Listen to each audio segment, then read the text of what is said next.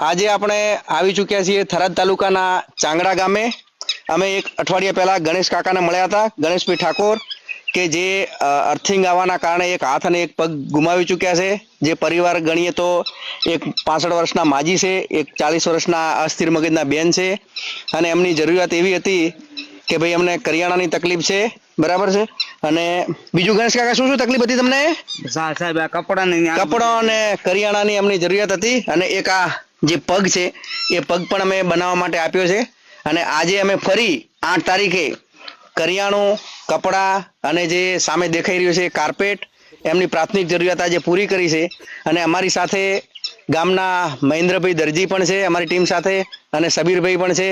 અને અમને પણ વિશ્વાસ છે કે ગામ લોકો સાથ સહકાર આપે તો ગણેશ કાકાને એક ઓરડાની જરૂર છે ને, જરૂર છે સાહેબ। તો એક આપણે ઓરડો બનાવવા માટે એમને મહેનત કરી, અને જો ગામ લોકો સાથ આપશે તો અમે આગળ પ્રયત્ન કરીશું, અને ગણેશ કાકા તમારો ઓરડો અમે બનાવી આપીશું, બરાબર ને?